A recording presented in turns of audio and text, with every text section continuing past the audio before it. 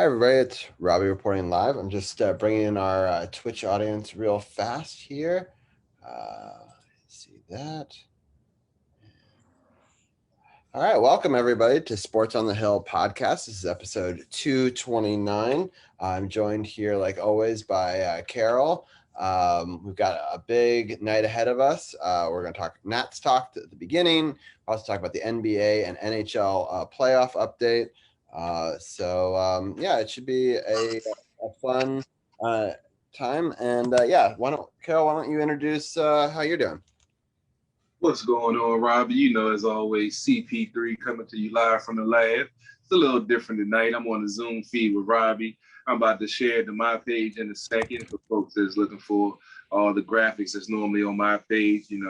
Got some technical difficulties going on tonight, so we'll be back to normal next week. But as always, Sports on the Hill podcast bringing you the best DC sports coverage around. Yeah, like Robbie said, we got some great Nats coverage. They went 3-3 last week. We got the game on now. They tied 2-2 with Pittsburgh. I believe it's the bottom of the top of the seventh. Man on, one out, 2-2 tie game. Finnegan's on the mound. He's looking better than he did the other night when he cost the Nats the game. I'm gonna break that down with the recap of the week. They're still in last place, unfortunately, but there's always time to turn it around. We saw that happen before. It can happen again. Then we're going to talk a little NHL, and then Robbie in the NBA Roundtable breakdown of NBA. Then stay tuned. We'll have some football coverage coming up soon. And I was talking to Paul, the boxing guy. He'll be on probably soon. Robbie will be taking a break starting next week, I believe. So I'm taking 1 week off, and then I'm back for 1 week, and then I'm gone for two. So it's like a staggered thing. So I'm going to Texas next week, and then I'm going on a different trip for 2 weeks in July. But yeah, I'm looking forward to taking a little bit of time off. I love doing this, but it's also nice to get an opportunity to get away. And I haven't been able to travel, obviously, in over a year, and I'm thankful that both Liz and I have our vaccines, and Zach is really good at using his mask. I want to tell one quick story before we get into baseball talk, because it's baseball related, and it's actually a local team. So if people don't know about this area, there's a team called the Frederick Keys, and they used to be a minor league affiliate team for the Baltimore Orioles from 1989 till 2020. They're actually the first baseball team I ever got to see live. They again opened in '89, and I want to say within the first couple of years, my parents took me to my first baseball game. And I just got a subscription on Twitch. Thank you, Carly. I appreciate now a second month subscriber, my first person to have 2 months. So that's really cool. Yeah, so anyway, it was a really cool thing. I just wanted to show a little video snippet, and then we'll get into our normal podcast talk real fast. But it was a really fun time. If you go to my YouTube channel, go to sports.thb.com, click on my name in the YouTube link, you can see that we had such a great time. It was a beautiful day. Zach got to meet the mascot. And got to go on the carousel and ride around, and they even do like fireworks, which is really amazing. And then he got to even run the bases. So if you want to check that out, it's a really adorable video. It's on my YouTube channel, again, sports.thb.com, and click on Robbie G's YouTube channel. So I just wanted to give him a shout out for going to his first baseball game. I also wanted to point out that they did really well. I actually had the box score right here. And here it is. 9-7. So they scored 9 runs on 12 hits, which is incredible. And then they played well all the way through. And they had been 0-12-2, Carol, leading up into this game. And they've had a rough stretch of it ever since they've left. They're now in a collegiate minor league thing. It's a whole different. They restructured the minor league this year, and they're on the outs. They're no longer part of the Orioles system. But anyway, it was really fun to go to a game. Highly recommended if you live in Maryland. We got to sit front row. He was climbing on the dugout, and it was $13 a ticket. So I mean, you can't beat that for front row tickets. And they've got like tons of rides and stuff. I haven't been since I was like 5 or 6, but it's amazing. So anyway, it's the Frederick Keys. Give them a little shout out. Check them out if you want a family friendly baseball situation. So I was excited about that.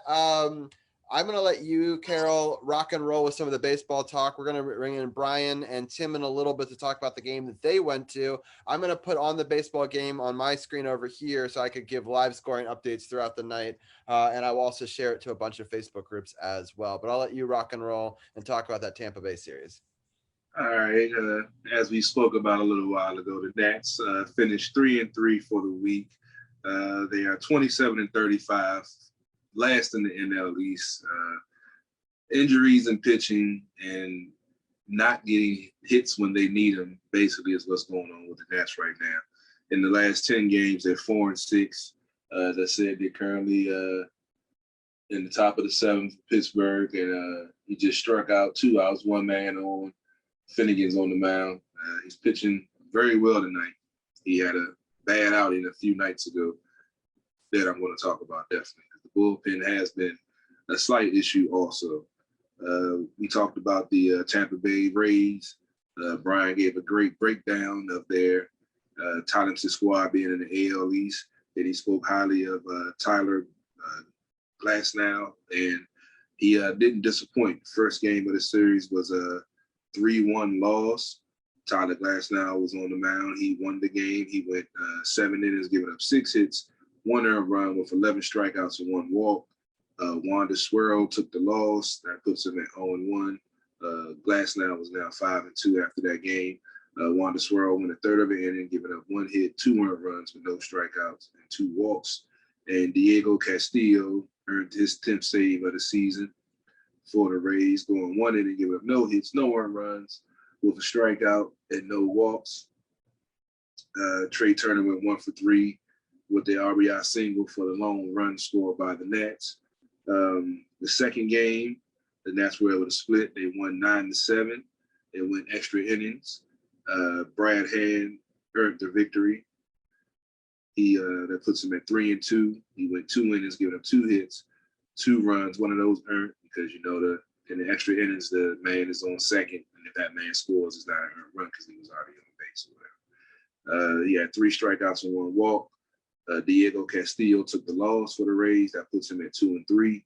He went an inning, giving up 2 hits, 2 runs. One of those earned, 2 strikeouts and no walks. And Tanner Rainey earned his first save of the season, going 1 inning, giving up no hits, no earned runs, with 2 strikeouts and 1 walk.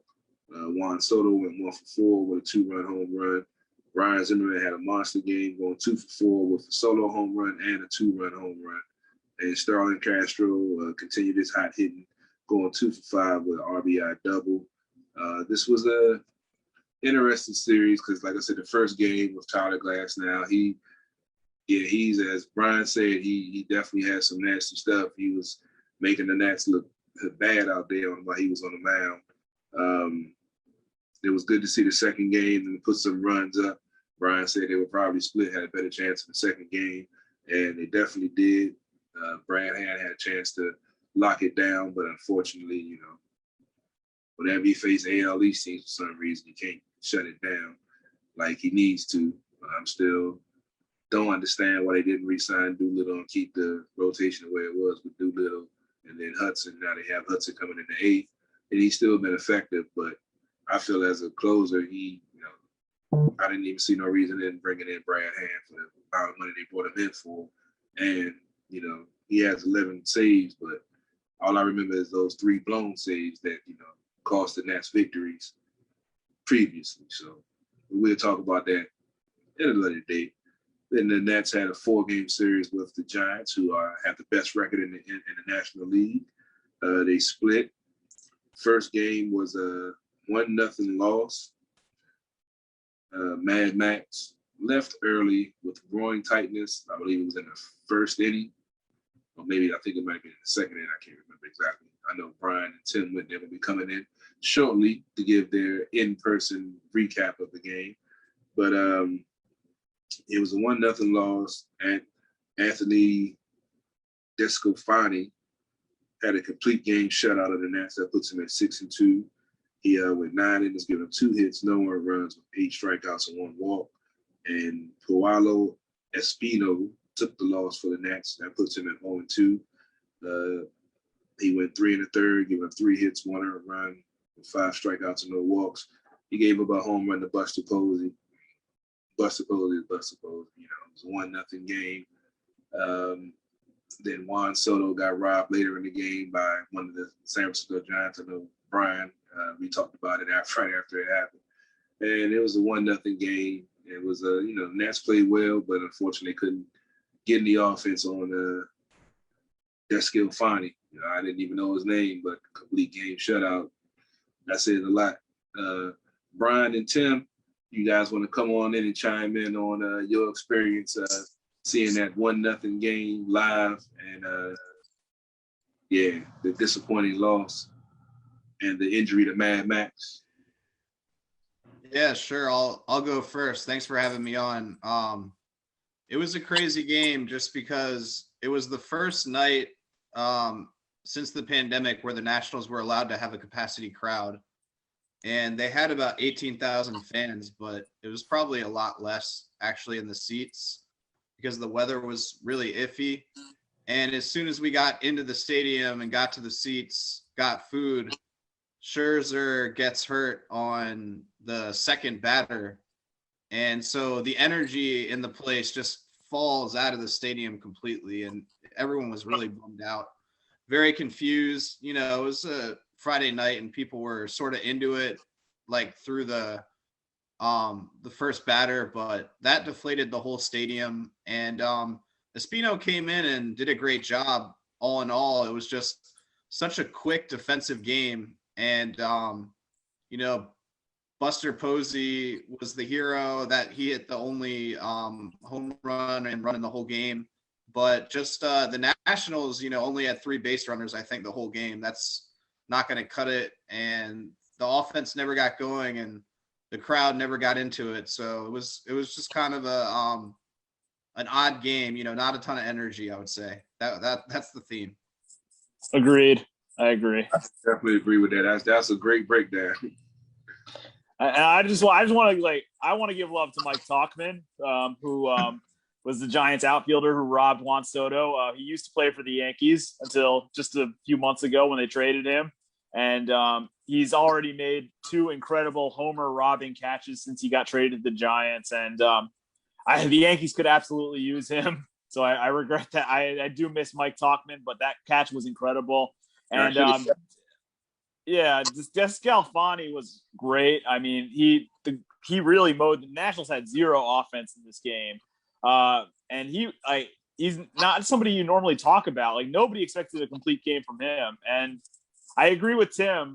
When Scherzer got hurt, all the energy and all the life of the building went right out of the building. Like, it was just like, it was soul crushing almost that happened. But I shout out to Mike Talkman, and the Nationals got to start doing better offensively. Yeah, I was watching the game when I think it was a straight pitch, and I think he didn't land right on the mound, and you can see him trying to stretch it out off the break. Yeah. And then when I saw the trainer come out, I was like, yeah, this is not good. It's just especially with our pitchers with Strasburg, on the IL again, getting his neck checked out. Now Scherzer with his groin. Corbin hasn't been his normal self. His slider has been, I don't know what it is. His slider's been horrible this year. That's normally his bailout pitch. He gets a lot of strikeouts on that pitch, but he hasn't been able to locate it. And Joe Ross has been, he's 3-6, but he's had some great outings, but then he's had some horrible outings. Then you got Eric Fetty, who's been pitching better, but it's also the inconsistency. So it's kind of frustrating being a Nats fan right now. I think Fetty, though, is pulling it together, and he's got a chance to be good. He's inconsistent, but he's got talent, and he always goes up and down. If he can just stick and get comfortable, he could be a decent starter, I think. Yeah, agreed. He's definitely improving. I actually wrote an article about him when he first came up, and seeing what he had. And at first he was giving up too many home runs. Now what's going on with him now is he's having control issues. Sometimes when he's locked in, he's good, but when he's off, his control is the issue, and then that's when he gets walks and get extra men on base. Pitch count gets up, and then he ends up out the game. But I feel he's definitely maturing into a good pitcher. And just like we saw with Strasburg, I feel like he didn't start developing to a pitcher from a thrower until they got Doug Fister on the staff. Because Doug Fister, I feel, taught him a lot about being more of a pitcher than just a thrower, because that's what Strasburg was before. And now he's more of a pitcher now that you know, if his fastball isn't getting him over, he'll go to his changeup. Or he'll switch it up and, you know, give you different pitches and do what he has to do to get the out. So I think he's definitely going to mature into a quality pitcher for this team. And they're giving him time. You know, sometimes when they don't have success off the break, they, you know, send him down and take him out of the rotation, but you see them sticking with him. So they got the faith in him. So that's a good sign.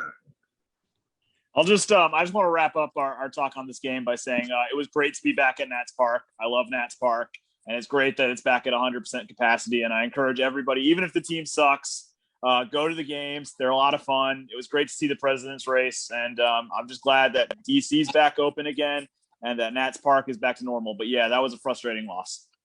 You know what's sad is you as a Yankees fan has been to the National Stadium more than I have. Yeah, man.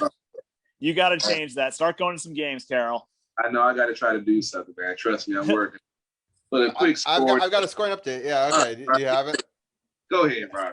Yeah, Kyle Schwarber just got a solo shot to make it 3-2, right? On the bottom of the seventh, 2 outs. So, yeah, it was a nice one. It was a bomb. And yeah, they take the lead. Again, bottom of the seventh, 2 outs. I'll let you guys know if anything else happens. All right, quick question, Robbie, since you're on real quick. Kyle Schwarber has been leading off and Trey Turner has been hitting second. Schwarber's had some success so far hitting the leadoff spot. How do you feel about that? I'm okay with that. I mean, if you can get 2 guys, I mean, I'm just happy if you can get speed at the beginning of the lineup. So I think if you can get both of them on, you know, it definitely opens up some opportunities down the line. I mean, I think at different times in the game, they're going to have to they might have to switch off, right? So I don't know if it's going to stay this way the whole season. But, you know, I think a bunch of different people need to try the leadoff position throughout the season, unless it's like just dominated by one guy. And so I think, you know, with injuries and a long season, I think it's important that a couple of guys get there. And obviously he just, scored a run. So now Trey's basically at the new top of the lineup. He can get on. Hopefully someone can hit him over. So, I mean, if it works, it works. I mean, we'll just see in the long haul. They got to find something that works and fast because season's slipping away. Yeah, because they've tried Robles at the leadoff, and he's not patient enough to be a leadoff hitter.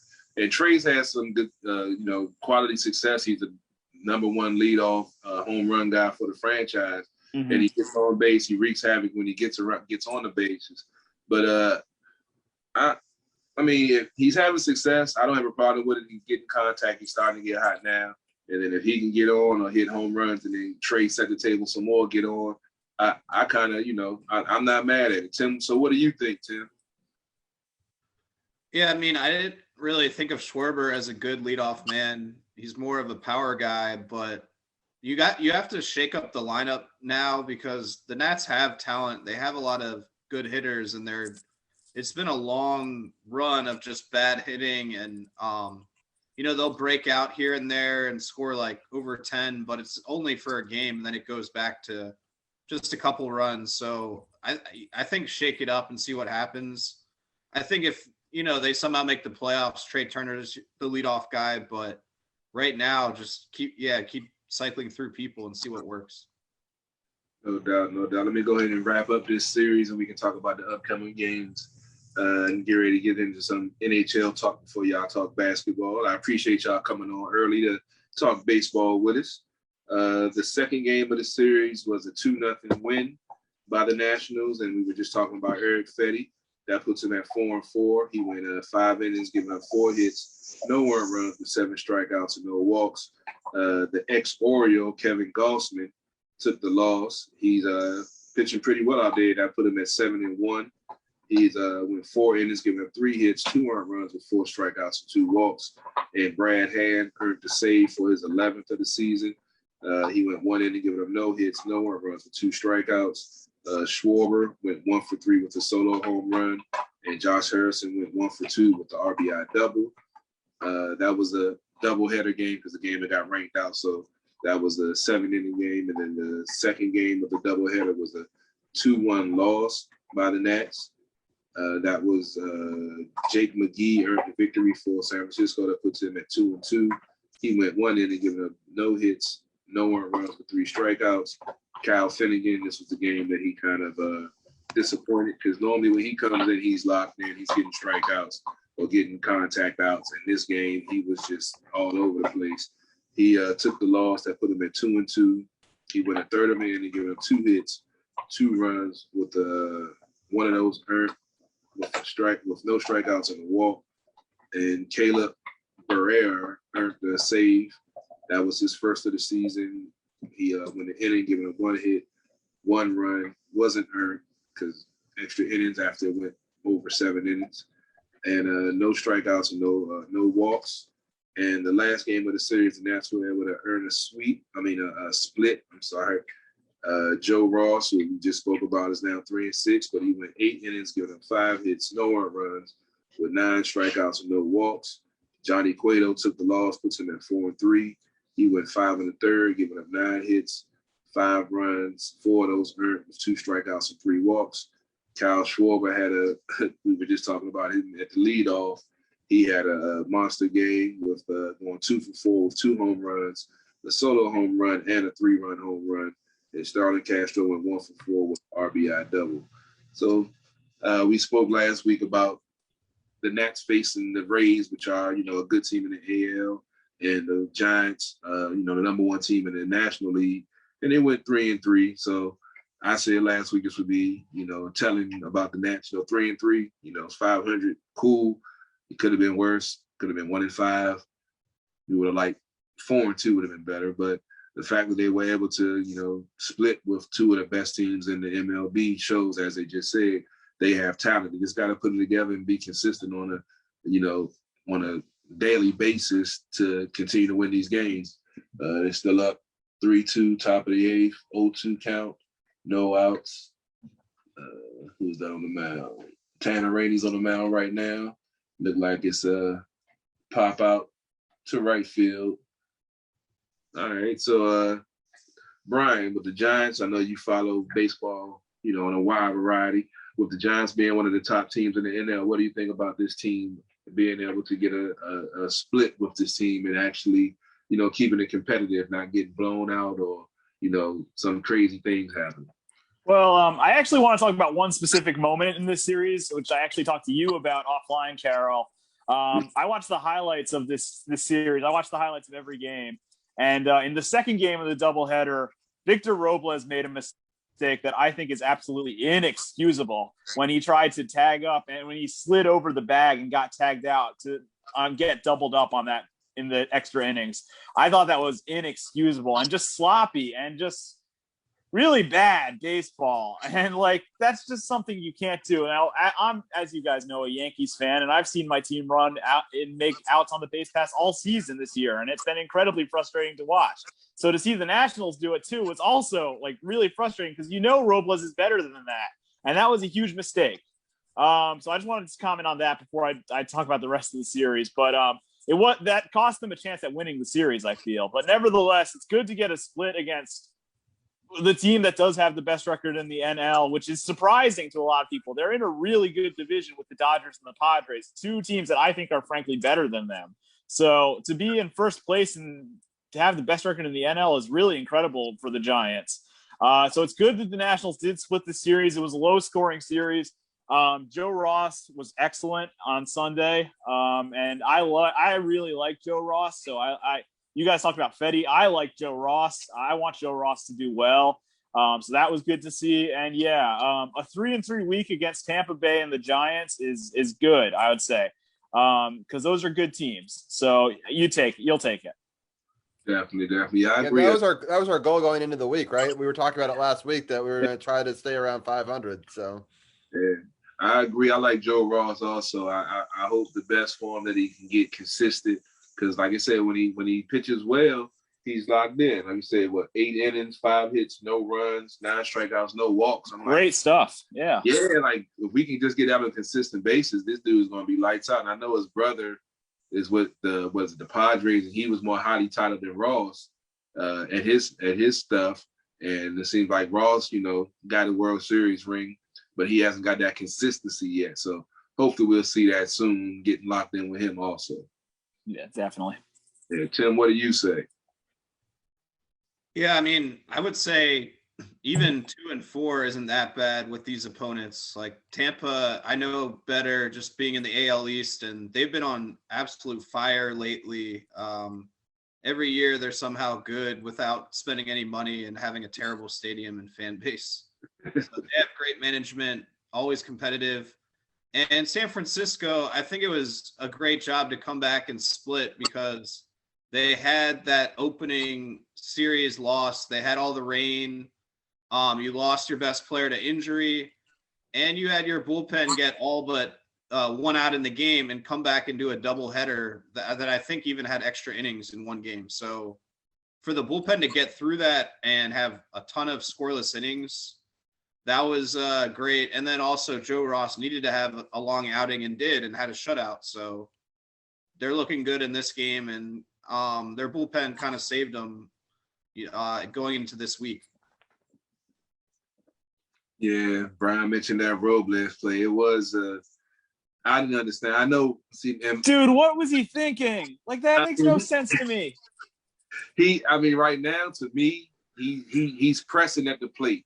And the fact that he got on, I think he was so happy to be on that he was trying to make something happen to spark the team. And he just made a boneheaded play. It's like do or die. If he was able to advance, it'd have been a great play. But because, like you said, he overshot the base and got out and possibly cost the nasty game, we're looking at it a bad way. But he has to be more patient at the plate. And I want to see him try to bunt more, because he's a good bunter, but he's trying to hit the long ball or trying to get triples and doubles. Like, sometimes when you're not hitting well, you got to get yourself on the bases. And then when you can wreak havoc on the bases, that's going to give you confidence when you start stealing bases and putting pressure on the pitcher.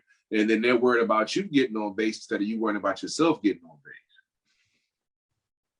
I mean, I agree with you. I think Robles has a ton of potential. Like, we saw it in 2019. He pretty much got the job away. It was him and Michael A. Taylor for a long time, and then it just became Robles exclusively pretty much. So he has the potential to be a very good center fielder. At the game Tim and I went to, I was actually a little surprised. They pinch hit for him with Andrew Stevenson. And I know that would have been a better matchup. It would have been a lefty versus a righty, but I was surprised because Robles has been on the team for a while now, and he's been a consistent guy. They would pinch hit for him in that spot. But I agree. He hasn't been getting on base, and you're right. He must have been just really happy to be on base. That's the only explanation for a bonehead move like that. Real quickly, I got a scoring update, or at least a double play by the Nationals to end the inning. And not an easy scoop. He got the ball, and a nice play to second base, and then obviously the relay on to first. But we'll take the double play to end the inning there. So the Nats are still up 3-2. So just wanted to put that out there. Yeah, well, Robles, he's he has it. Like you say, he has the potential. He's defensively, hands down, it's no problem. It's just at the plate, and the fact that they have him hitting ninth now and the pitcher hitting ahead of him, that kind of lets you know what they feel about his patience at the plate right now. It's like the high fastball, like everybody knows, you throw him a high fastball, he's swinging for the fences, like he's going to catch up to it. And he just has to have more patience. And I think if he, starts to try to bunt for base hits, more often with his speed, and he's a above average bunter. He can put the ball down and get to first base, and then he can get on base and then build confidence through his, speed when he steals bases, which will help the team. But he just has to get that patience back that we saw in flashes in 2019. Tim, so what's your take on Robles? I don't want to leave you out the discussion. Oh, no problem. I agree with everybody. I mean, I think he's definitely pressing. He's definitely trying to do more to help the team. The team's struggling at the plate, and everybody wants to kind of break through. I think a big thing with Robles, at least batting, was when he was just coming up. He was able to kind of surprise a lot of pitchers, and he wasn't he wasn't really keyed on by the pitching staff of the other teams. But after that, having some success, pitchers start to get the book on him, and like you said, they realize if they go upstairs, he's gonna chase and he's gonna strike out. And I think it's just he needs to make the next adjustment. And I don't, it's not good that he hasn't, because this is the year he really needs to make a jump if he's ever going to be a really good major league hitter. And you just kind of have a question about him. But I mean, you got to play him and see if he can get through it. He's got enough potential. It's not like they can bench him. So put him out there every night, see what happens. Yeah, hopefully. I mean, I guess we get spoiled with watching Juan Soto and the patience he has at the plate being so young. And you wish that, all young hitters had that patience. So I guess I got to put that some in my equation too, because I know I'm spoiled by Juan Soto and what he does at the plate, the confidence that he has, the great eye that he has for the strike zone, and the patience that he has, even when he's earning walks, when they don't want to pitch to him, he's not chasing. And when they get something in his sweet spot, he's knocking it out the park. So I guess I got to put some of that into the equation also. Yeah, you can't all be Soto. Right. Yeah. Karen, All if you want, I can actually project the upcoming schedule up on the screen. Do you want me to do that real quick, and then we can walk through it? I was just about to do that, Robbie. That's why we a great That's why we've team. done this for 5 years, right? All right. So we got this live Pirates game that's a 3-2 that we've been talking about. Tomorrow there's a 7:05 game. Oh, I have to switch my screen. Hold on. There we go. All right. So sorry, there's a tomorrow 7:05, a 4:05 game on Wednesday, June 16th. Then we have a day off on Thursday, and then it's a series against the Mets where Friday, Saturday, Sunday, but it's 4 games. It's one on Friday at 7:05, and then there's a matinee 1:05, and then there's a 6:05. And for those who don't know, because there's a couple of people who don't know about baseball rules in my chat here, they play 2 7-inning games now when it's a doubleheader, which is a new-ish thing because of COVID. So 2 7-inning games on Saturday, and then on Sunday it's a 1:05 game, another matinee game. So it'll be an interesting series here. There's 3 games against the Pirates. Hopefully we win this one tonight, and then 4 games against the Mets. So Carol, I'll let you ask the guys what their thoughts are on that. I'm glad you wrote that down, Robbie. So when I wrote down the times, I didn't even pay attention. That was a doubleheader. So I'm glad you broke that down, because I'd have messed that all up. 3 games against Pittsburgh, like we mentioned tonight there, looking to secure this game. It's the bottom of the 8th. Josh Bell at the plate, 1 out, 2-1 count. He's looking like he want to take it deep right now. You can look at him and tell he wants to go deep. Playing his former team. Exactly. And hopefully they should be able to, I know Brian said, I haven't really paid attention to Pittsburgh right now, so Brian said that Pittsburgh isn't too good right now. So I'm hoping for a sweep of Pittsburgh to try to get these guys going in the right direction, being 8 games under 500. And then the 4 games versus the Mets, who are surprisingly leading the East. That'll be a huge thing if they can, split or win 3 out of 4, or maybe sweep if they can get consistent after playing these Pirates and hopefully, getting some confidence and getting some hitting going. So it's an opportunity to gain some ground in the division and to gain some consistency, with a lesser opponent coming in for these first 3 games before they face the Mets. So all we can do is be optimistic and hope for 500 or above week. Yep. Sounds good. All right, Tim, any thoughts on the upcoming schedule? I would love a 5-2 week, because I think, especially if you can take 3 out of 4 against the Mets and then win the Pittsburgh series, including tonight, you pick up some games on the division leader, and they creep a little bit closer to 500. So I'm not going to predict that. I think 4-3 is more likely, but they need to make a move soon. Like Brian was saying, if it's the end of June and they're still, 8-10 games under 500, I don't think they're going to come back from that. So TikTok. Right. Brian, any thoughts? Well, some good news about the Mets series is it looks like they're going to avoid Jacob deGrom. which is good because Jacob deGrom is right now more dominant than any pitcher arguably in baseball history. And I still want him tested, Brian. I still want dude, he's a cheat code. He's a cheat code. He's unbelievable. He's an animal. Look, I don't like the Mets either, but I'm totally willing to admit Jacob deGrom is unfair. But the bad news is that the rest of the Mets pitching staff is actually not bad. Marcus Stroman's been good. Taijuan Walker's been good. They're getting a lot of their key pieces back. They just took 2 out of 3 this weekend against the Padres. And I was watching their game against the Cubs a little bit earlier tonight, and they were beating the Cubs, who are also on fire right now too. So the Mets are legitimately a good team. So I think that's going to be a tough series.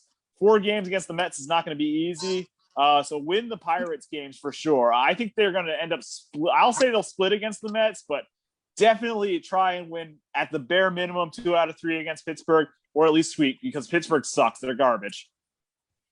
Got it. All right. Well, thank you guys for helping us break down this baseball talk. And so, Carol, do you want to talk hockey with us, or and if you do, we can keep Brian on, because I know that he said that he would talk hockey for a few minutes with us as well. Do you have anything more about baseball? Yeah, I stay on for hockey, but I know y'all gonna talk basketball, and like I said, I'm having some battery issues over here. So yeah, I'll probably stay on for hockey and probably bounce after that. That's perfect. Tim, I don't think you've watched either of the hockey series, right? Since the I'll jump after basketball. All right. Yeah. Why don't I'll just interview them, and then you come back for basketball talk. We're gonna do hockey first. Okay, I got you. Yeah, that's fine. All right, cool. All right, I'm gonna actually share my screen again, because I have some NHL playoff screen. Let me see if I can get this to work correctly. There we go. All right, so the series that it ended up being is it's going to be the Golden Knights and the Canadiens, who are playing right now. It's actually 1-0 in that game live, and then the Islanders Lightning, and the Islanders are up 1-0 in that series. So it's a little bit of a surprise. The only favored team to make it was the Golden Knights. The Canadiens were a big surprise in the North. The Islanders have played very well under Barry Trotz. Carol and I talked last week about how we're supportive of Barry Trotz. But it didn't work out with him, getting him long term. But I think that's just as much our fault as it is his. I don't blame him necessarily for that.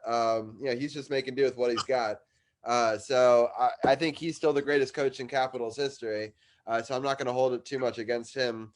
And then the Lightning, who the Islanders played the Lightning in the semifinal round last year. It was called the Eastern Conference Finals back then. This is the Final Four, so they just call it the semifinals this year. And then the Golden Knights in that Canadian series, which I want to put on in a second, but I'm actually watching the end of a very exciting basketball game and this baseball game. So too many sports going on right now. But just basically, Carol, how surprised are you that the lowest point team in all of hockey made it to the semifinals in the Canadiens, and they look pretty good?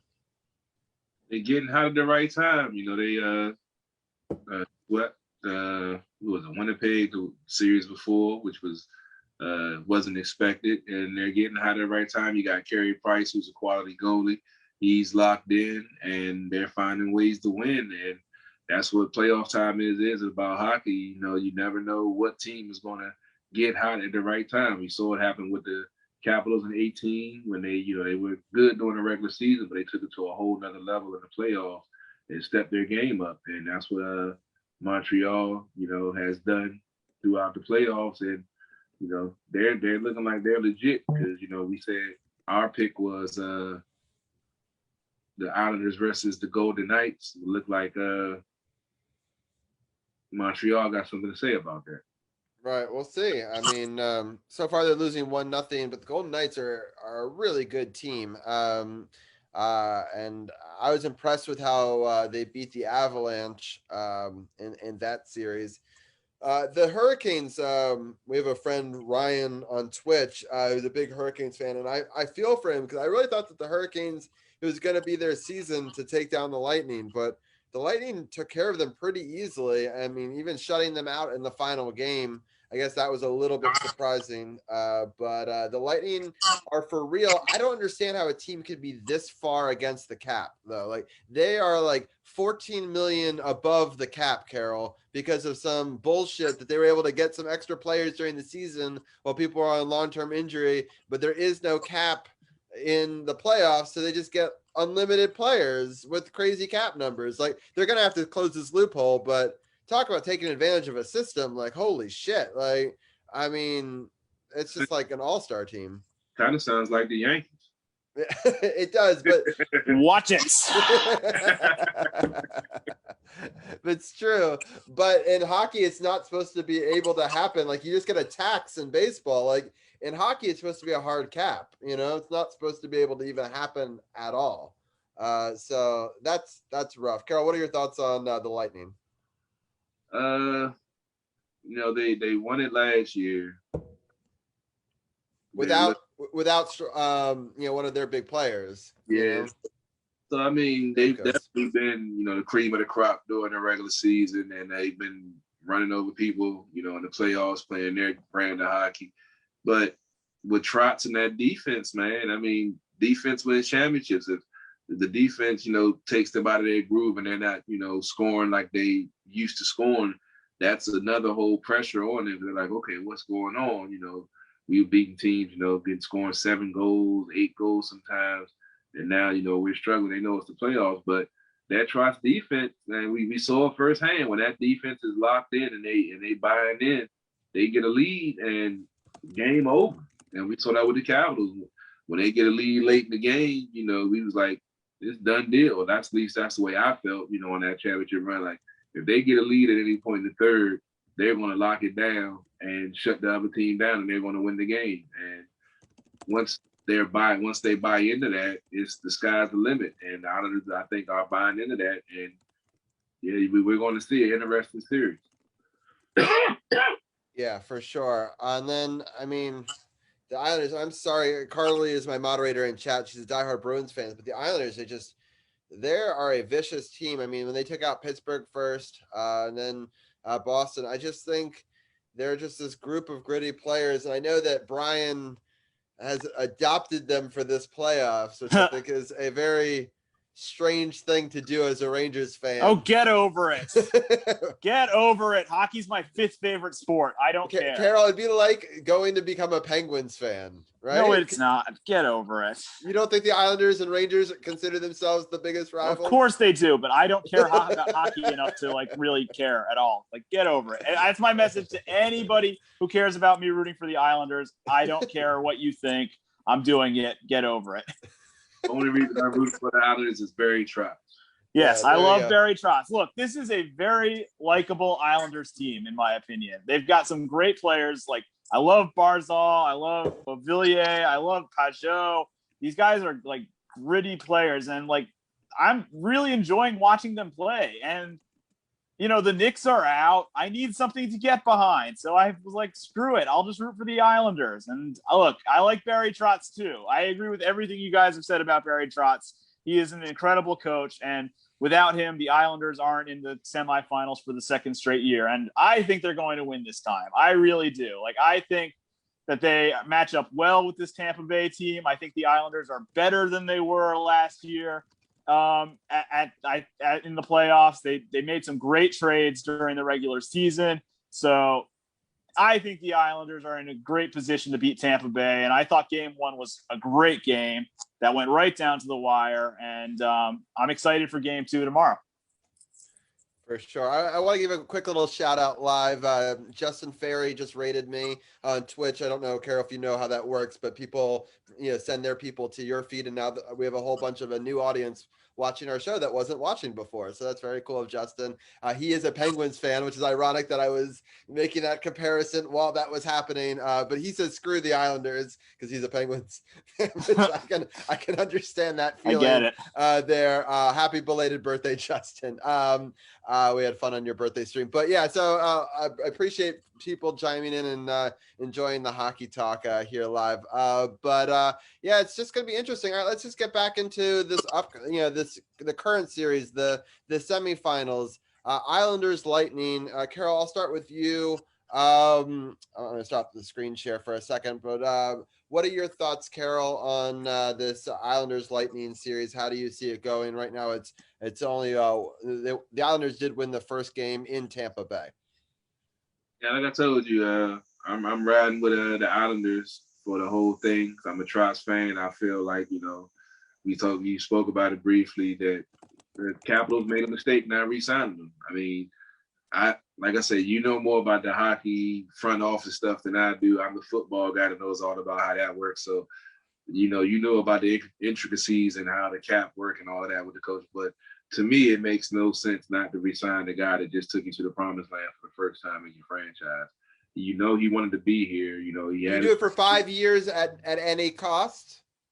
I mean, he took you to the promised land, somewhere we had never got, where you won all the. Some people had trouble with the terms, the number of years, and that was where the debate came in. You won all the series on the road. Only 4 other teams in NHL history has. He didn't get out of the second round in any other year, and I'm just playing devil's advocate.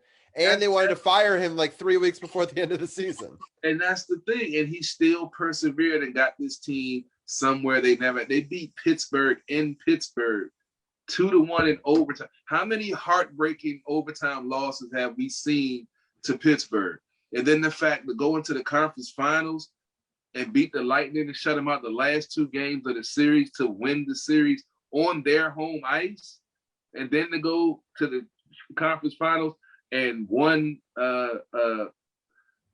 bad call on Reeves not getting hit for the cross check in the paint from a sweep of the Golden Knights Vegas in their second time going to the Stanley Cup. And this man did all that in a 4-year span. And you try to tell me you can't open your wallet up and give him the benefit of the doubt to say it's going to work out? It's funny because they open their wallet for their NBA coaches, but Leonsis doesn't do it for the NHL, which makes no sense to me.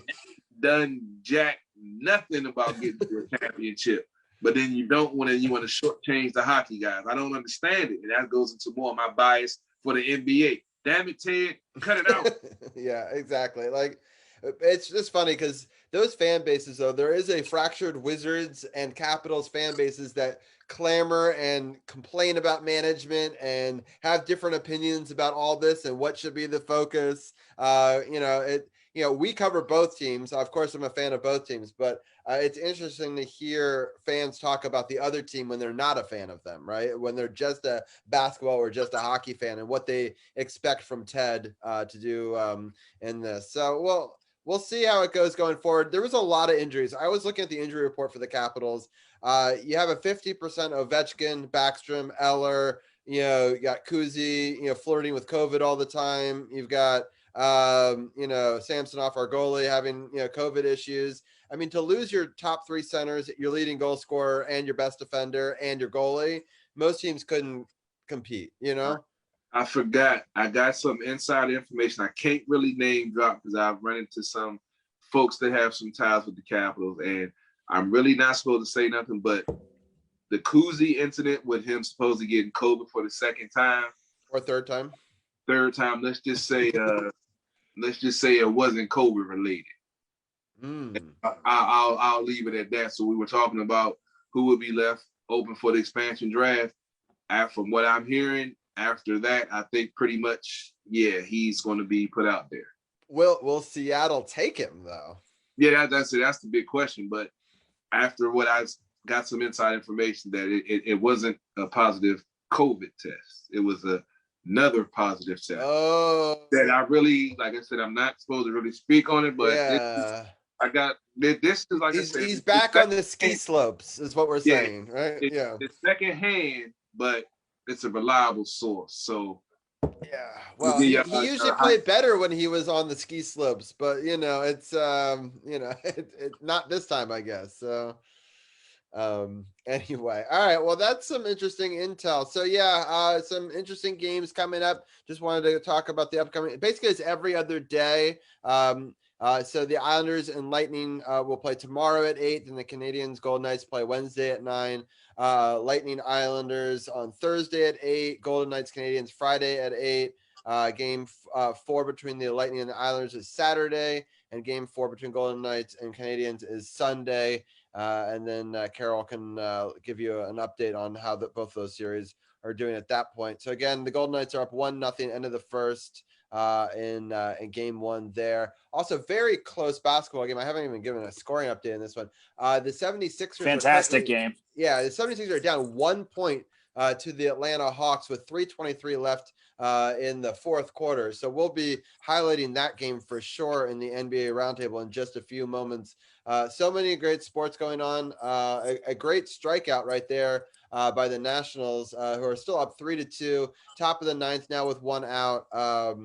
And Carol, real quickly, let's just talk about the other series, and then we'll let you go. The Canadiens and the Vegas series. What are your thoughts on those two teams?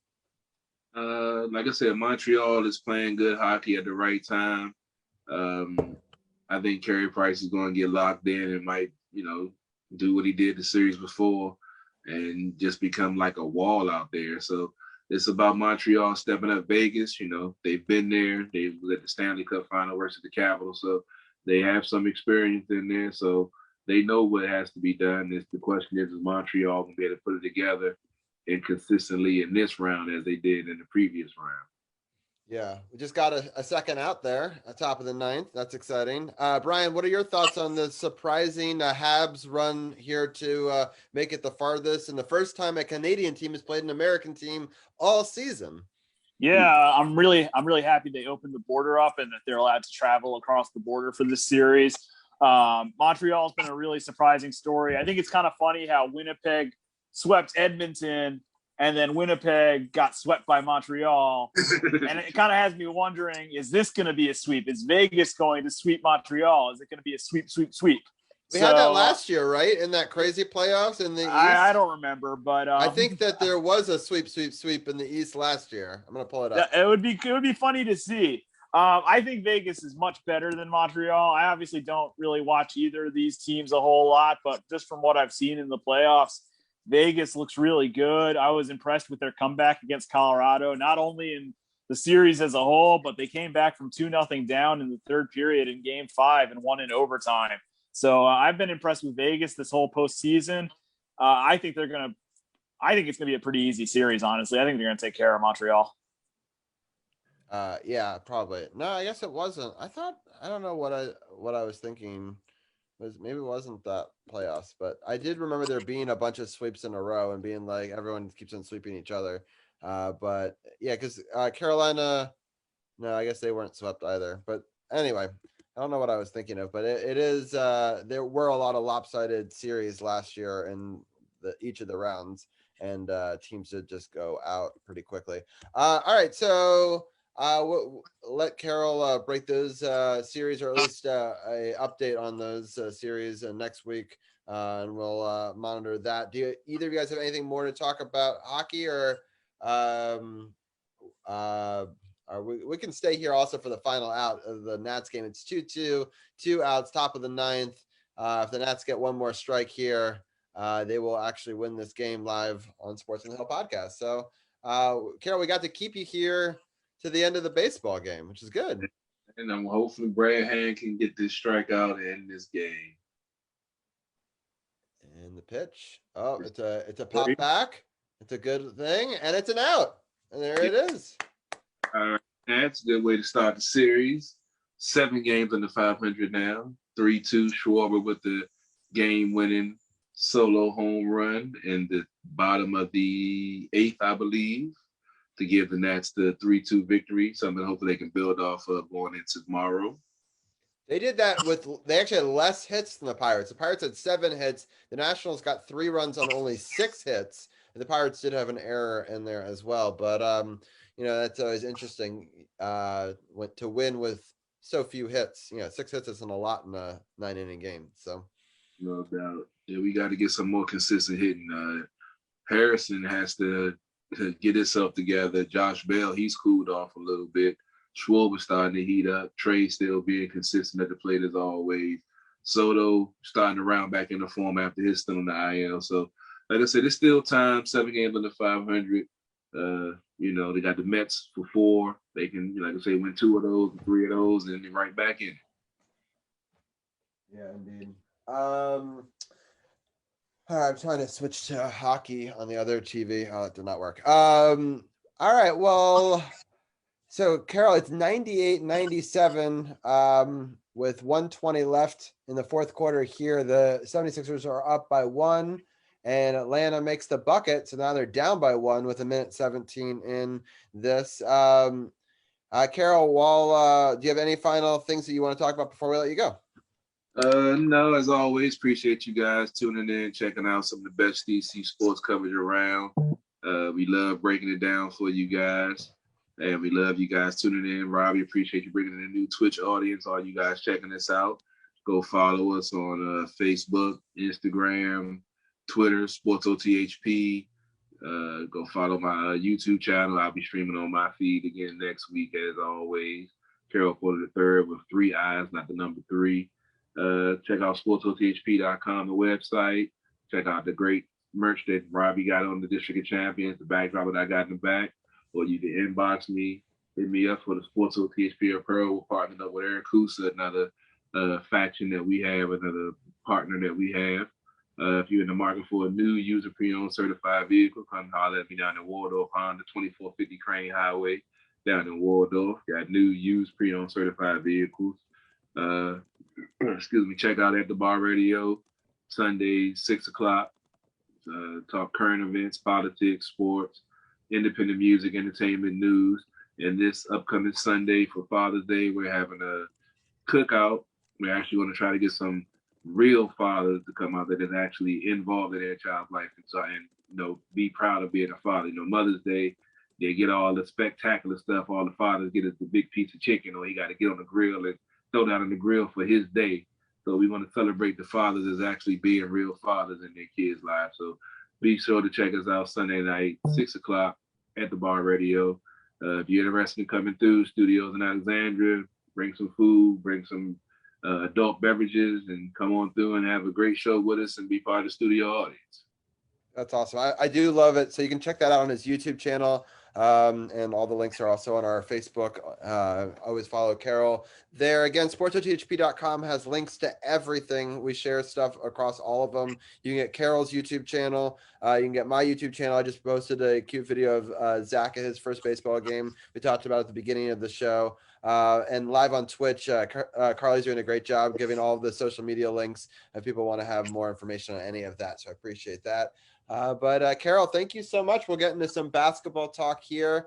And next week, you'll be running the show. Next week, I'll have the week off, so we won't have any live Twitch feed. But you can definitely check us out, facebook.com/sportsothp, or actually check out Carol's page as well. You can get all that stuff if you want to watch it over there or on his YouTube channel, as always. So thank you, Carol. We'll talk to you next week.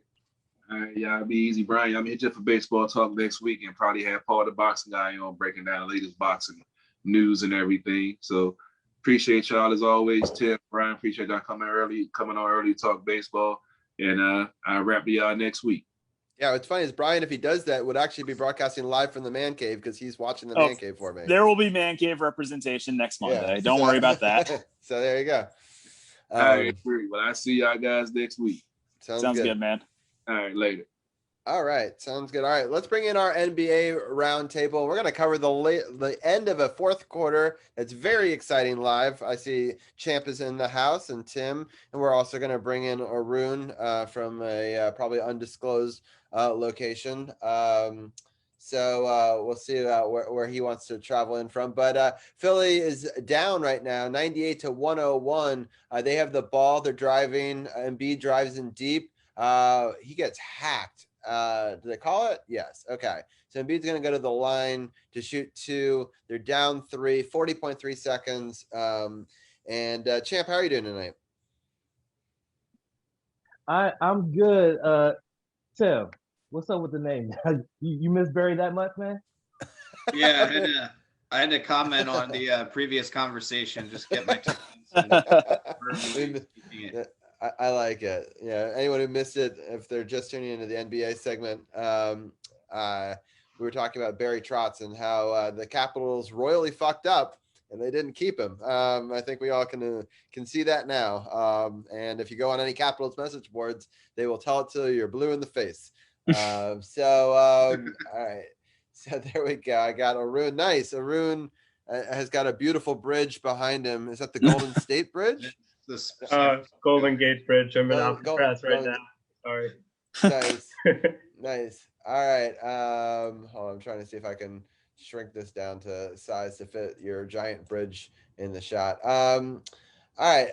So that's pretty good. I got it. All right. Let's break down this game real quickly. Again, it's a 2-point game, 40.3 seconds, I believe, with a free throw coming. Arun, have you been watching any of this epic matchup? Yeah, I've been watching. Trae Young has been struggling from the field, but the fourth quarter, John Collins got them back into it, and Trae Young did hit a couple free throws just now, and turnovers are bringing the Hawks back into this game. The 76ers are kind of choking a little bit down the stretch in the fourth quarter, but we'll see what happens. It's still a really close game. Right. Yeah, it's been an exciting matchup for sure. Let me I'm gonna break out see if I can switch screens over here, and then I'm going to share the screen, and we can talk about some of the different matchups and how they've shaped up while they have a commercial break live. All right, so let's see, we're gonna zoom in. Does that work ish? Yeah. Sure. All right.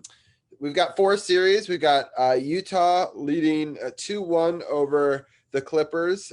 Phoenix crushed Denver in that series 4-0. This game is pretty exciting right here because if Atlanta can hold on, they will tie the series at 2-2. And Milwaukee and the Nets are tied 2-2. So some interesting things, though. I would say the East has been much closer than the West so far. It'll be interesting to see if the Clippers can tie it up in their next game, which I believe is that Tonight. the Slater tonight, right? Yeah. So next on I can read on the TV. So yes, so that game is a little bit later this evening. I'm gonna let each one of you guys break down the series that you want to break down. I know that Arun's seen all of them, so I'm gonna start with Arun's take on each series, and then I'll let anybody who wants to comment on that series get an opportunity to do so.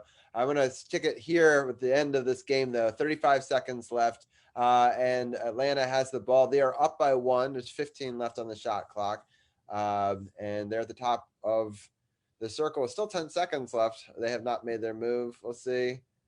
And he holds up his dribble. I don't know. This is interesting to see if this is going to fail for them. Yeah, and it is. It's a turnover. So they give the ball right back to the 76ers.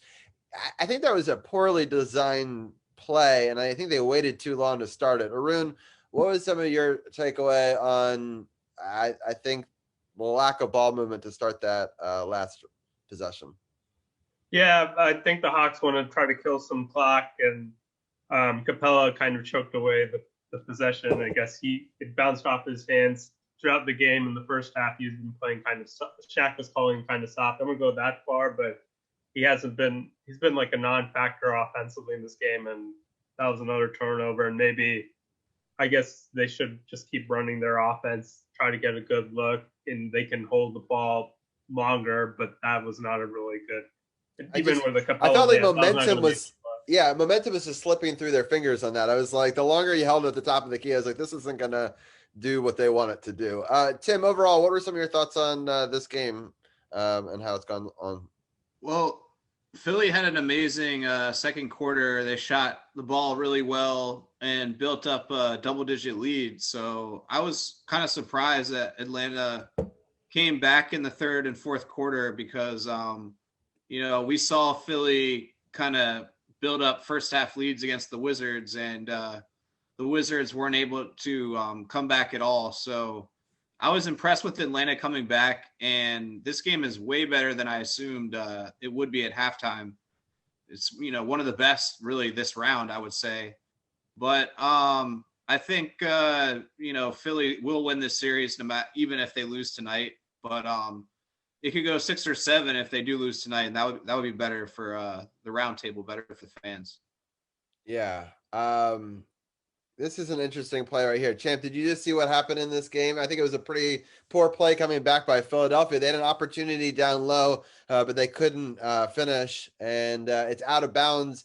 They're going to review it to see who it was last touched by. But Champ, what are your thoughts on Philadelphia here down the stretch? Well, I mean, there's a reason why the 76ers are the number one team in the Eastern Conference. They're tough out, clearly. The Wizards, unfortunately, had to find that out the hard way.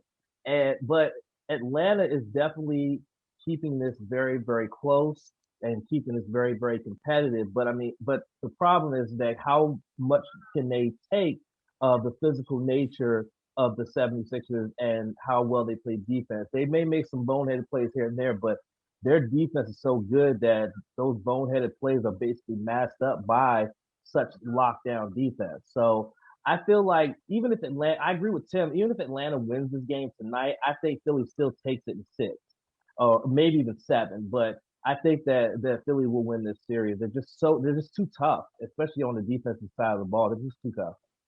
Right. Simmons just, I think, did touch that last. So we'll see if that's ultimately what is called. Tim, what are your thoughts on Philadelphia down the stretch here?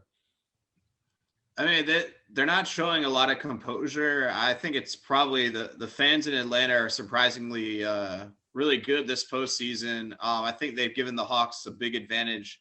Even at the end of the regular season, the Hawks played great home basketball. So, Phillies still has a chance in this game, but they did really kind of choke it, and they have themselves to blame. But the fact is, a lot of things had to go right for Atlanta to possibly just eke out a victory. So clearly they, like everyone's saying, they should win the series, but I don't know if they can win the finals if they're going to play like this, farther into the postseason. Yeah. Brian, what are some of your thoughts on how this game is going? It's been a great game. I agree with what everybody said. This has been, without a doubt, one of the best games of the second round. I thought it was over in the first half. Philly looked really good in the first half, but Atlanta has come on really strong, especially in the fourth quarter. And it's been an exciting finish. I'm excited to see how it goes. And I will remind you that I am a solid 30 seconds behind you because I do not have cable. Right. That's why, shockingly, I went to you last on that rotation. I appreciate it. I appreciate it. Yeah. So, all right, let's just briefly talk about some of the other series while we're still at commercial break, because we know how the end of fourth quarters go. Let's talk about this Brooklyn Bucks series. Brian, I'll let you start off with what your thoughts are on the series. It's now tied 2-2. I think this has been a pretty interesting series. Brooklyn won the first 2 games pretty easily. James Harden got hurt in game 1, and you figured they'd still be okay because they had KD and Kyrie. Game 3 was really low scoring, and Giannis and Chris Middleton combined for, I believe, 79% of the Bucks' points. Holiday hit the game-winning bucket in game 3. The Nets Durant missed a 3 at the end, and they lost 89-86. And there was this really weird incident that I don't think a lot of people are talking about for some reason, where Kevin Durant was getting into it with PJ Tucker of the Bucks, and out of nowhere, they were going nose to nose. They were arguing with each other, and out of nowhere, Kevin Durant's personal bodyguard runs on the court and just checks PJ Tucker. Like, one of the weirdest things I've ever seen. Like, that should not be allowed to happen. And it's another reason why I hate the Nets. They need their own personal bodyguards to stand up to them. It's stupid. And then in game 4, Kyrie Irving gets hurt. And now that could change the whole trajectory of the series, because now the Bucks won game 4, and now Kyrie Irving's out and James Harden's out for game 5. Kevin Durant is going to, in my opinion, have to absolutely put the Nets on his back in game 5 if they want any chance to win the series. He's going to have one of the best games of his career, because without Harden and without Kyrie, I really don't think it's possible for the Nets to win the series. I think the Bucks are a better team than the Nets without those two. And if they are out for an extended period of time, which it looks like they're going to be, I personally think the Nets are done. And I love to see it. Yes, I'm sorry to spoil, but it was a very exciting end to this game. Atlanta makes 2 free throws. Philadelphia has a chance, but Atlanta. Can you hold off? Okay. We'll let Brian see the play. But yeah. Okay, I see. I've seen it now. It's over. Okay, Arun, do you want to explain what happened at the very end of that? Yeah, the Sixers got a pretty good look given the circumstances from Curry from deep, and he missed it and hit off the rim, and it's going to be all tied 2-2 going forward. Yeah, exactly. So, and Fleury just made an incredible save, and Vegas has scored recently again. So now they're up 2-0 in that game in the second period. Yeah, big win for Atlanta to tie that series up 2-2. Champ, do you have any thoughts on the Brooklyn Bucks series? Not really. I haven't really been paying much attention to this series. My focus was more on the Western Conference series and how competitive they are. But I mean, this one right here, this series, just by looking at it on paper, just looks like it's been an even matchup. But based on what Brian's been saying, if you don't have Durant in there for an extended period of time, I think that it's Harden and Irving. Durant will be playing. Okay, so Harden and Irving. So if you don't have both of them in the lineup, I think that Giannis and company, I think they can very well take this series and move on to the Eastern Conference Finals. But that's the most I could say about that one without having really watched a lot of the games. Yeah. Tim, do you have any final thoughts on the Bucks versus Brooklyn series before I switch over to the Western side? No, I just think it's going to be a great game because I think Durant can put the team on his back. It's just going to help him that it's in Brooklyn. I think Milwaukee will win, but it's going to be a very close game, and whoever wins that is going to take the series. So I wouldn't be shocked if Milwaukee even wins in 6, which would be kind of crazy. But it's been a great series so far. I do hope that Brooklyn gets healthy though, because it'll make the end of the series better. Yeah, Arun, any final takeaway on this series? Yeah, I agree with Tim. Like, it could be a close game. More of an adjustment period for Steve Nash. Like, with Kyrie Irving just going down suddenly, it gives them a chance to actually have a full game plan. Jeff Green is also coming back. Blake Griffin didn't play in the second half of that game. We'll see if he comes back and plays. That was another big loss for them. Maybe he's injured, but I think, yeah, I agree with Tim. It could be a close game, and we'll see what Steve Nash can do. And everyone said he has an easy coaching job, but now he's going to earn his paycheck. For sure. All right, let's go on to the Western side. Arun, I'll let you have your quick take, and then I'm going to get Champ's thoughts on this sweep, this Phoenix sweep. You want to talk about the Nuggets and Sun series? Yeah. Okay, yeah. It was a pretty one-sided series. Without Jamal Murray for the Nuggets, who helped them get to the conference finals, their backcourt was not up to par with the Suns, who have 2 all-star players in Chris Paul and Devin Booker. Great defense by the Suns throughout the series. Mikal Bridges from Villanova University, he was huge. He had a couple 20-point games. The 76ers regret trading him for essentially nothing, and it wasn't really a close series. Jokic got ejected for a swipe down play, which was kind of awkward because he probably shouldn't have been ejected. At most, it should have been a flagrant 1. But that essentially ended the Nuggets run. They were down 3-0. They had come down back from 3-1 deficit, so maybe they could have made it a series, but it was unlikely given how well the Suns have played recently, and they've won 7 straight playoff games for the first time in their franchise history. Wow. Champ, what were your thoughts on this series? So I said it last week. I said I was excited to keep a track of this series because I thought it was going to be like really, really competitive. These 2 evenly matched teams. The Suns just took out the defending champions, and I thought it was going to be a really good series. And boy, was I disappointed because it just seemed like Denver just did not show up at all. The first 3 games, they basically got blown out for the most part. Only game 4 was the close one, and they still lost that one. Devin Booker and CP3 absolutely just went off in the last two games. They went off, each of them scoring over 20 points, including game 4 where they each scored 30 plus. They absolutely just went off and took over. Denver had nothing at all to counter how good that CP3 and Devin Booker are, and clearly CP3 wants that. He wants that ring. Chris Paul wants that ring, and he's got a good opportunity to get that. He's got a good chance to get that. This team is just absolutely amazing. So hopefully the next series it'll be a little bit more competitive. Yeah, it's pretty cool. Tim, let's talk about the fact that he gets to have the same coach that he had earlier in his career, and how this would be kind of really interesting for them to win it together in a different city. What are some of your thoughts on that? Yeah, it's just crazy.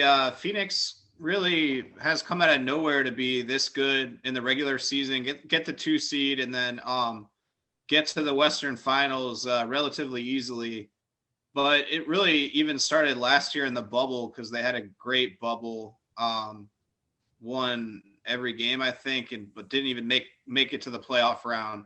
So they had a ton of momentum going in, and Chris Paul was somewhat, like, I wouldn't say risky trade, but some people thought it wasn't going to work out. He was too old. He's been traded too many times recently, kind of like Westbrook. But it was a great move. And, Phoenix was aimless for years and years. Nobody wanted to sign there. But if they could somehow make it to the finals or even win it all, I mean, that could just turn around the whole franchise. So it's a great story. And you want to see Paul win a ring. Yeah. Before he's done. I agree. Brian, what are some of your thoughts on this story? I thought it was going to be a much closer series than it was. I thought Denver had a lot of talent, even without Jamal Murray. I thought they might be able to hang, but you guys said it. Booker and CP3 are great. And it's kind of funny because you guys remember when the Wizards traded for Russell Westbrook, I said they had to do it because when you get a chance to trade for a player like Russell Westbrook, you have to do it. Well, Chris Paul is the same thing. When you've got an opportunity to trade for Chris Paul, you have to take it because he makes your team better. This Suns team was already built for success, I feel. They had a good core with Booker and Ayton and all those guys. But to add CP3, a great veteran, arguably one of the best point guards of all time, to your team, it's a huge addition. He makes every team he goes to better. Monty Williams is a great coach. He's the runner-up for Coach of the Year in the NBA. He was great this year.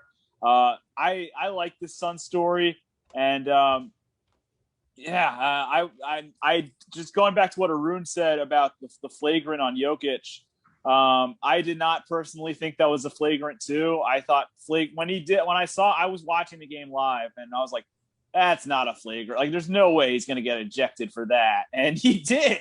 And I thought it was incredibly soft and very unexpected. And Stephen A. Smith on ESPN today, I thought, made a pretty good point. You do not throw out the MVP of your league in an elimination game like that for something as soft as that.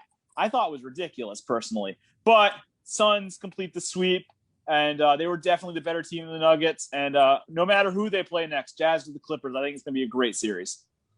Yeah, it's interesting that 2 times this year does a old point guard get reunited with a previous coach from a different team. So it's kind of an interesting storyline and parallels with the Wizards there. Right now, the Clippers are up 10-2 with 9 minutes left in the first quarter here. The Clippers have kind of dominated the early part of this game, but we all know that doesn't mean a whole lot. Did everyone get their thoughts on the Phoenix that wanted to? Or did anyone else want to? Yeah. Okay. All right. So we go to this series right now, this Utah LA Clippers series. Utah is winning 2-1. Obviously, the Clippers are trying to tie it up here tonight in LA. I'm going to turn off the screen share because people don't need to see it. And my lights are flickering. So we'll see if power lasts and how much longer this podcast goes for. Anyway, so okay. For a second, the TVs both went black at the same time, but they both went to commercial and it threw me off. All right. So anyway, I'll go around the horn and get your thoughts on this series. Champ, do you have any takeaways from this Clippers Utah series? Yeah, like I said, this is the other series that, well, I started to pay attention to this one as well. And this has been a pretty good series so far. Donovan Mitchell in game one was an absolute beast. 45 points. I mean, goodness gracious. Absolute beast. Jazz looked really good these first three games, even in the loss to the Clippers in game three. They still look good, which is why they're the number one team in the West. But I mean, Kawhi and PG-13, they also are hungry for that ring. I mean, Kawhi already has one, but he wants another one, and he's gonna do what he can. And he's got Paul George with him. They're gonna do what they got to do, and I think that this is gonna be the series. This series right here. Whoever wins this series is gonna come in with a slight disadvantage because this series is gonna go long because this is going to probably go 6, maybe 7 games. Just how closely contested these two teams are playing each other, I think this could be a 6 or 7 game series. I think that maybe if Mitchell continues to play the way that he does with this team, I think that the Jazz will take it, and they'll most likely take it in 6 or 7 games instead of a Jazz Suns Western Conference Finals. Yeah, Vegas is on the power play once again. They're up 2-0 in 10 and a half minutes left in the second period of this game one of their semifinal. The Clippers are now at 16-6 with 7:35 left in the first quarter. In that, I'm going to go to Brian. I'm going to go to you next on this series. What are your thoughts on it so far? Well, first off, correction to Champ. Kawhi Leonard actually has 2 rings, not 1. Secondly, I love this series so far. I hate doing that, but I just wanted to get it right. No, please correct me. I don't want to look stupid. He's got 2 and 2 finals MVPs. This has been a good series so far. Utah, I echo what Champ said. Donovan Mitchell in game 1 was incredible. He put on a show, and the block by Gobert at the end was absolutely clutch, showing why he's the defensive player of the year. And then, but really, I think this Jazz team, as good as they are, and I think this Jazz team is really good. They're definitely banged up. Mike Conley has not played at all this series. Donovan Mitchell was dealing with an injury towards the end of game 3. They're banged up, and the Clippers, I think, have been taking advantage. They blew them out in game 3. So far, off to a good start tonight. This is I think this is a good team, but I don't know if it's a long series. I don't know if that's a disadvantage, honestly, because that's been a debate in sports for a long time, whether you want to have rest or if you want to go through a long series, like what I think this is going to be. I think that at the end of the day, this is going to be a 7-gamer. I have a feeling they're going to trade wins the rest of the way. And we're going to end up in a game 7 in the series. This has been a fun one to watch. I think it's very similar to the Bucks Nets series in the sense that, the home team is going to take advantage, win the first 4 games at least. And I see this series going at least 6, probably 7, honestly.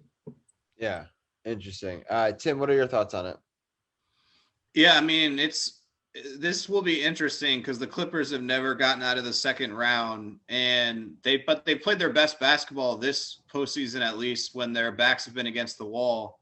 And when they've been down 2-0, the game 3 performance has been their best. So maybe they're a little tougher this year. They do have Kawhi, who apparently has won multiple championships. So they have a chance to come back and win this series. I do think the Jazz are better. I think the Jazz will win in 7, but I'm really curious to see if the Clippers can finally break through, because they do have the talent, and they have the talent to go all the way if they get through this. So I'm excited to watch tonight and a couple more games. Right. Yeah. Not many players have won championships on 3 different teams. LeBron has done it. How many other players have even done that? Danny Green. Danny Green. Good point. Yeah, North Carolina guy. He could make it 4 this year too. Like 4 or 5 total ever. Wait, what was that? There's only like a handful that have ever done it, I think. Yeah, that would be impressive into itself. I mean, it's tough to bounce around and to do it. Oh yeah, Big shot, Bob. So yeah, it'll be an interesting series for sure. Arun, do you have any final takeaways on the series? Yeah, I think like the Nets series, injuries will play a role probably because I think Mike Conley's been out and he doesn't come back, and Donovan Mitchell looked banged up. He exited Game 4, but he is playing Game 5. But he clearly doesn't look like the same guy has been averaging 28.5 points per game and throughout his playoff career. So I think that would make the Clippers slight favorites, but as everyone's pointed out, the Clippers have had a questionable playoff history. Even last year, they blew a 3-1 lead. But Tyronn Lue's a different coach. He came back from a 3-1 deficit in 2016 with the Cavaliers. So I think they made the adjustment. The Clippers played Terrence Mann. They didn't play him in games 1 and 2 inexplicably, but they played him a lot in that Mavs series, and that's why they came back and won. So I think I would have the Clippers as the slight favorites, but it could go either way for sure. Yeah, some interesting matchups. I know Brian and some people might join CP3 next week. Next week I'm taking off, but I don't know if we'll talk NBA or how much, but I know that in 2 weeks we'll come back and I will do another roundtable and we can kind of take a look. At that point, it'll be either the conference finals or we'll already know the finals. So it'll be interesting to see that and break that down in 2 weeks. But I'm going to give each one of you guys an opportunity for a final send-off. And Arun, you wanted to talk a little bit of French Open with me, is that right? Yeah, that's true. I can't see your face, though. Oh, about now. Yes, there we go. As much as I like talking to your shirt. But no, you're fine. Let's talk. Did any of the rest of you see any of the French Open? Probably. I heard about that really good match, though. Was it Nadal versus Djokovic? I heard that was really good. Yeah, that was a really good one. Yes, I heard about it. Yeah. Oh, it's a goal, which means that Montreal scored, and they're on the power play. So I turned on the goal horn for Montreal because fuck Vegas. Yeah, Fleury shutout is over. 7:55 left in the second period. Montreal gets on the board. They split that lead in half. Great play. It was off the outside of the net. And then I think that comes back around and it scores. Let's see how it. Oh no, it bounced around into front. It was a great pass that bounced off the goalie and then back to the guy coming down the slot on the left side for the goal. So a beautiful goal. So that's exciting there. I didn't know if I'd actually hear the goal horn again this year. So that's his first goal. That was Cole Caulfield's first goal of the 2021 playoffs right there. Montreal is out shooting Vegas 17-14 right now, I believe, in that one. All right, so let's talk a little bit of tennis. I only saw the semifinal. I didn't see the final. I was bummed. For people who don't know, I'm a big clay tennis fan, and I'm a huge Rafael Nadal fan. He had an opportunity to break the tie. He's tied for most championships all the time. He had an opportunity to break it this year at his favorite event. But he just looked a little bit injured in the second half of that and slowed down. And Djokovic just came on strong and won some sets convincingly towards the end. Arun, what was your takeaway in that semifinal game?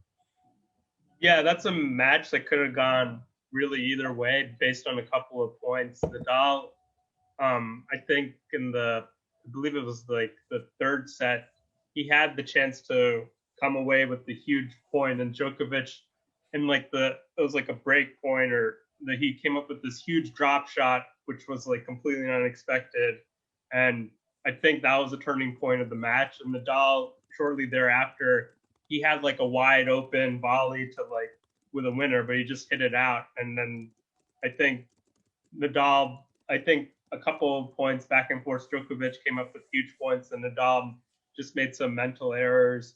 And then, yeah, in the fourth set, it was like a long match. It was like 4 hours and 30 minutes. It was pretty long. And that injury to Nadal, I believe he was like taking off his ankle was bothering him. and Nadal hasn't lost that much in the French Open. He's won 13 of them, and he couldn't get the 14th. And Djokovic becomes one of the few players to get 2 Grand Slam multiple. He's one of the few players to win one of the 4 majors twice. So it was a pretty crazy match. That was probably the real championship. CC Pass was a good match. He was up 2-0, but Nadal, I felt put more pressure on Djokovic, especially down the stretch. Djokovic won that match, the next 3 sets, and he's 30-11 in 5-set matches. And maybe the only reason he had that much trouble is because Nadal pushed him and he came out with low energy. But that was the match between Nadal and Djokovic is probably one of the best matches I've ever seen. It's up there. Yeah, it was incredible. I was kind of bummed that I was working towards it, but luckily I had an extra screen, so I towards the end I threw it up there. But Liz kept on calling me from the other room. It was like, how are you not, watching this, right now? And but yeah, it was an interesting match for sure. And I think it was the true finals of the French for me. I think that and that happens sometimes. The semifinal is really more of a one of those legendary epic games, especially with Nadal. It's crazy. Nadal, I don't believe, has ever lost to the same opponent twice in French Open history, which is nuts when you think about it. And so Djokovic is now 1 away, I believe, from tying Nadal and Federer for total. No, he just tied them with this. They all have 19 now. Really? I thought one. At least that's what they were talking about on PTI today. Yeah. Oh wow. Men's single. Well, he was 1 away before the. Oh, maybe that's what. Before the championship, but now he's tied with Federer and Nadal at 19. Yeah. All right. You're right. Interesting. I don't know why I thought that 2 of them had 20 and 1 had 18. But anyway. Yeah, because he was 1 behind before, so they were saying. I think. No, wait, no. Right here it says no. On Wikipedia right now, Federer and Nadal have 20 and Djokovic is 19. So now that's 1 behind. Okay, that makes sense. Yeah. That's what I thought. Okay. Makes sense, let me see if I can share. Sets up an interesting Wimbledon, though. Yeah, for sure. Is this the right screen? Can you guys see this? Yeah. So this is the all-time, and if people were ever curious, Roger Federer has 20. He's won 8 Wimbledon, 5 U.S. Open, 1 French, and 6 Australian. Nadal's won a record 13 French Opens, 1 Australian, 2 Wimbledon, and 4 U.S. Open. And Djokovic has won most of them on Australia with 9, and then 2 French, 5 Wimbledon, and 3 U.S. Open. So and Sampras is on that list with 14 as well. But just some amazing numbers by all of them. I mean, they'll go down as the 3 greatest tennis players of our lifetime. And it's been awesome to watch. And unfortunately, while Arun was going through that, Vegas did score. It's now 3-1 Vegas with 4:14 left in the second. And the Clippers are up 23-10 in their game right now. But Arun, any other sports or things you want to talk about before we let you go? Yeah, not much RG3 news right now. Sorry, RG3, you're tired of us right now. Just making a lot of crazy tweets, but I don't think there's anything newsworthy. Looking forward to France versus Germany tomorrow in soccer.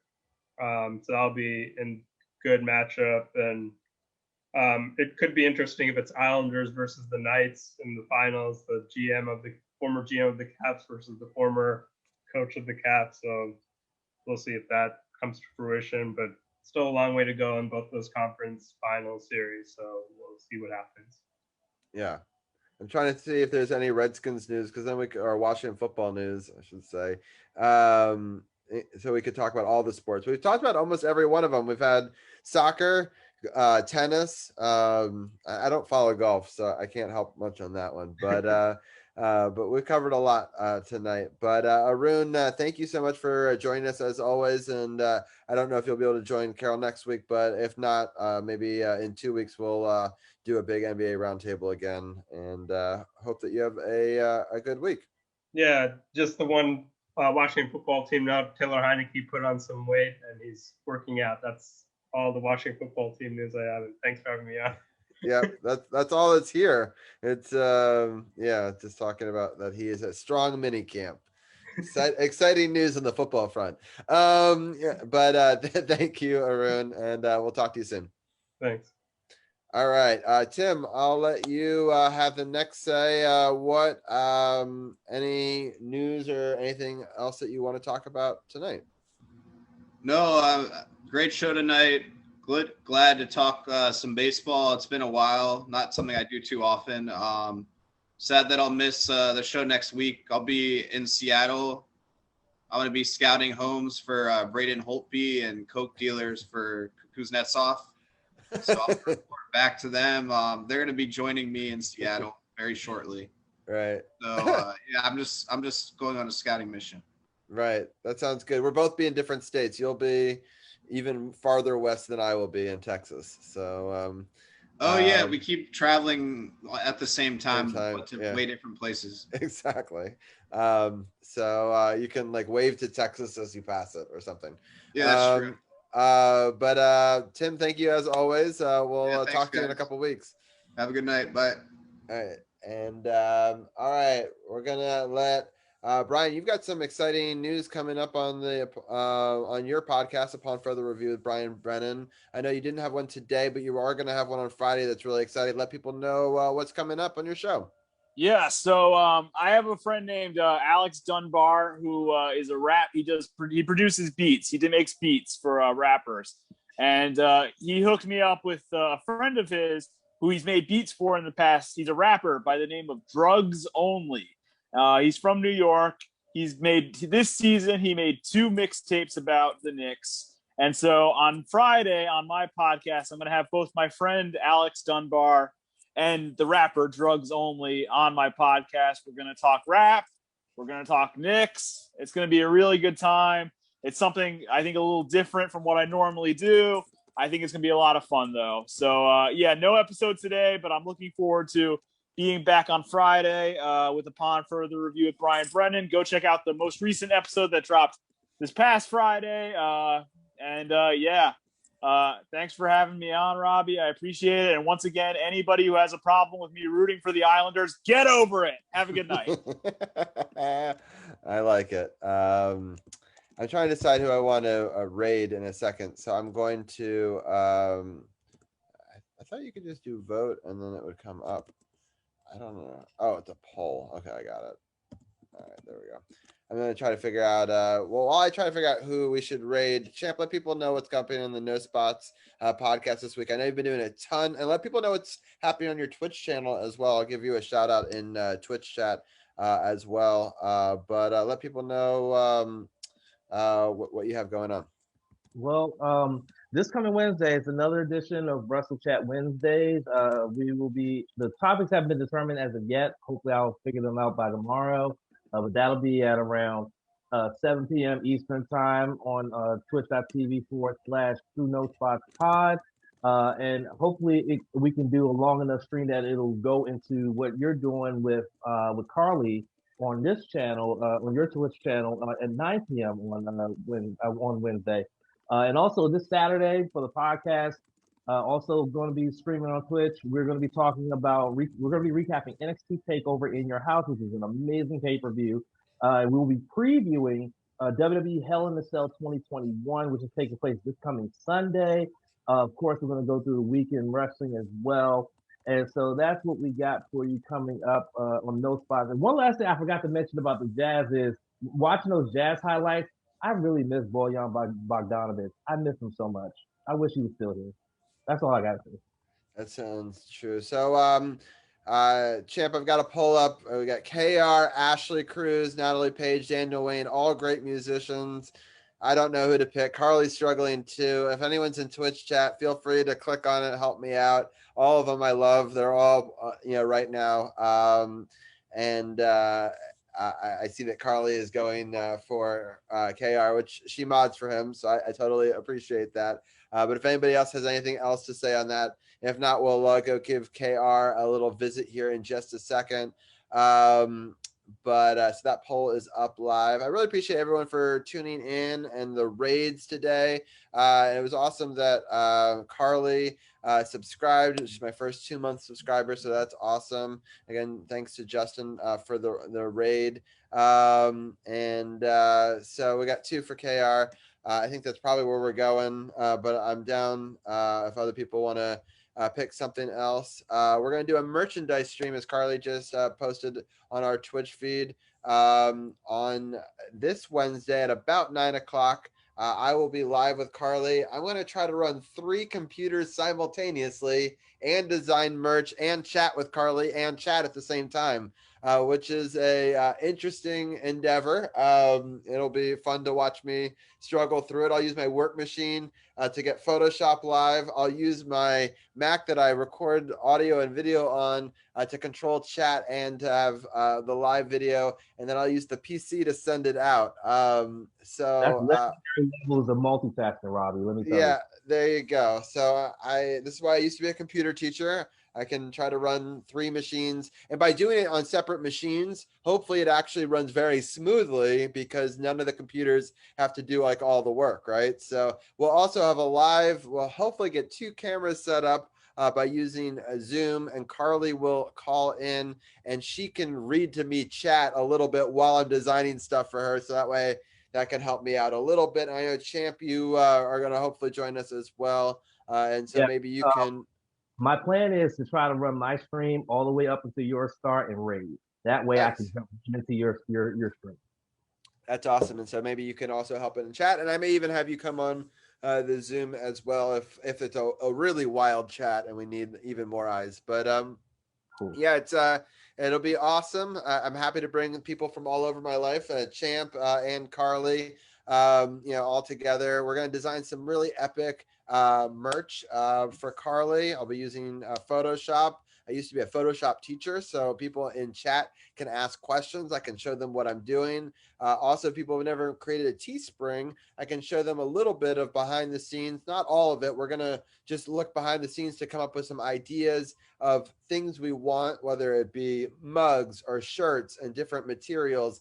And then we'll design the graphics for it. And then Carly and I will go back offline and do the final, merchandise, which will come out a couple of days later. But that way people can give their input and their thoughts, and they can check out what it's like to Photoshop. I don't know if anybody's ever watched many Photoshop streams. I've only ever done one on the channel before, but I do Photoshop for a living, so it's kind of fun to show a little bit of that side. I get to watch artists do music all the time and do other fun stuff, and I rarely get to do art on this platform. So I'm kind of really excited about that opportunity and to teach some of you guys anything you want to know about Photoshop, making emotes. And maybe I was thinking, Champ, in a future stream, maybe I'm making emotes for your channel live on Twitch as well. So that could be kind of a cool thing to do. And then you can join us and give your thoughts on what you like to see, and we could do that. Hey, I got another slot open, man. We can make it happen. Go.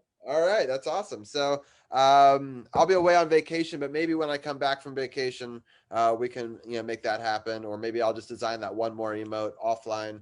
And then I know that you actually have bit tier emotes. People don't know this, but you actually, when you are a streamer, you get your own 6 emotes. You get bit emotes for both 1K, 5K, and is it 25K? I don't remember. I know you get 3. And then you also get your tier 2 and tier 3 emotes. And so you're a lifetime tier 3 member of your own channel. So I could design you a whole bunch of emotes that even if it's just you that are using it temporarily, you could have it through Twitch as well. So and if people ever want to actually hire me to make emotes, I was thinking about making some perks on art streams where people could donate a certain number of subs, and I design them and emote live on air. So I was thinking about offering that as an option if people wanted to do that, or either do it as gift subs or if they donated like 2,000 bits or something. And we could do it live on air as well. And Carly's showing off that I've actually designed her loop emote and her modified moon emotes before. And I will just share in chat real quickly. These are the ones that I have for my channel. And I'm always happy to help other people design theirs as well. So Champ, any final thoughts before we do our raid? Not really. Just I just got an alert on my phone, and it's a flash flood warning around here, so it's about to get real nasty. Really I fast. got the same one on the other side, in Maryland. So it's Liz is actually, we have a brand new deck that was built this summer and just finished, and it's waterproofed under it. So she can actually sit out at a table and do some work on a laptop with the rain around her, which is pretty badass. So I'm actually watching Zach technically right now. If people can see live on air, he's fast asleep. Yeah, so that's exciting. So I'm excited about Carly's show on Wednesday. Next Monday, I'm taking off. But again, go to our Facebook page, go to Carol's Facebook page, go to his YouTube channel. He'll be still doing a live stream. I hope people are still able to check that out. I'll be taking a couple of weeks off throughout the summer. And I'll also take a couple of weeks off for paternity leave upcoming. So I'm very excited about that. But you'll still see more of me. I'm always producing things behind the scenes as well. It's been awesome. Season 6 has gone incredible. This has been episode 10 of Sports on the Hill podcast. On episode 229 overall. I'm going to stop here the audio portion of this podcast. And people can go to sportsothp.com for more. Facebook.com/sportsothp also has all of the latest.